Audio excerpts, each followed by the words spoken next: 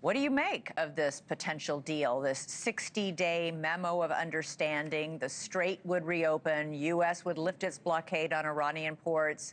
U.S. would lift sanctions to allow Iran to sell its oil, and Iran would commit not to pursue a nuclear weapon. Well, I think it's a big defeat for the United States. The reason Iran is willing to discuss anything is the military force of the United States. And under this deal, for 60 days, that will be suspended. What are all the forces in the region that we have going to do for 60 days? Just kind of hang around? What Iran is counting on is that as this process drags out, as all the key issues are kicked down the road, that our forces will begin to melt away, and that they will be able to sell oil to replenish their assets, rebuild their military program, and take away the biggest threat to the regime that we have, which is the economic threat. I think this is a mistake. I think it is being undertaken not because of any strategic analysis of the importance to the United States.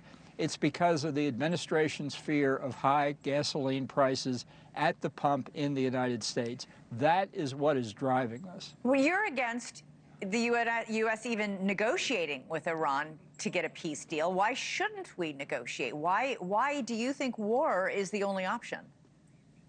I didn't say war is the only option. If you think the Iranians are going to live up to almost anything in this deal, including a serious discussion of eliminating their nuclear program, then there's really not much to say about it. I think this counts on the short attention span of the United States, and it will allow Iran to regroup during the 60-day period. It will dig out more of the buried missiles, missile launchers, drones, and other facilities.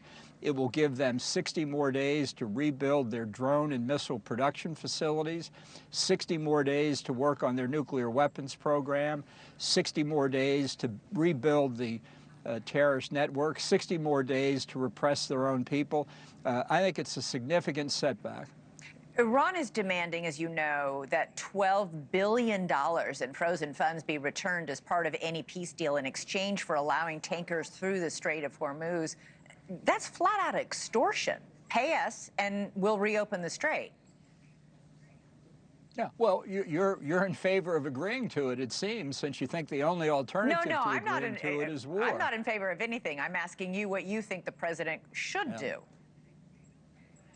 I think he should end the ceasefire and return to hostilities. The regime in Iran was badly weakened by the U.S. and Israeli attacks, but not yet defeated. And what it's doing now is climbing out of the grave that we were digging for it and rebuilding itself. And it will come back to re-engage in all of the activities, starting with the nuclear program, continuing with their terrorist proxy network, and the repression of the Iranian people that we had set back. And the reason we're doing this is because of the effective stoppage of the export of oil from the Gulf, which we could alleviate if we were to use military force to open the Gulf Arab side to get that production out while keeping the blockade against Iran to continue economically squeezing them. But we're going to give that up, too. So when you say we should go back to hostilities, isn't that another way of saying it's war? It's the war in Iran. But you're saying we should use our military to reopen the Strait to commercial oil traffic while still maintaining our blockade on the Iranian ports. Right. And in 60 days, if this agreement goes through and Iran says, you know, we're not happy, we're going to close the Strait of Hormuz again, what does the U.S. do then? Have we crossed some sort of Rubicon here where Iran closes the Strait and disrupts the world's oil market whenever it doesn't think it's getting what it's wanting?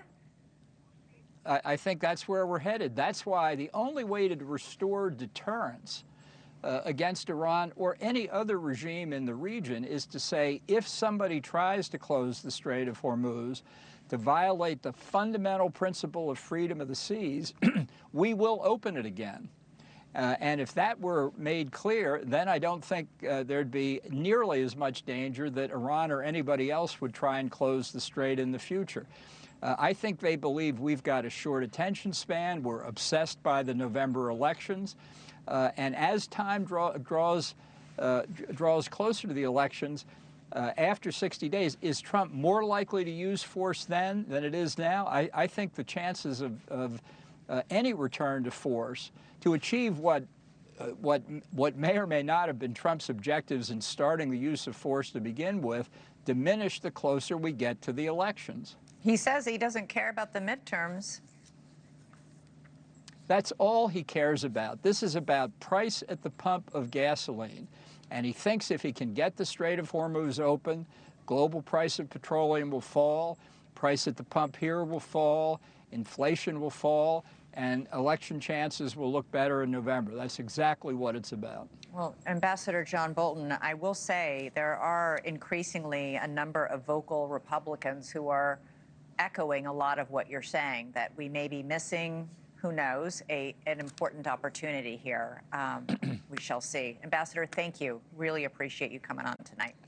Thank you for watching. Subscribe below and download our NewsNation app right now on your phone, and you will get fact-based, unbiased news for all Americans.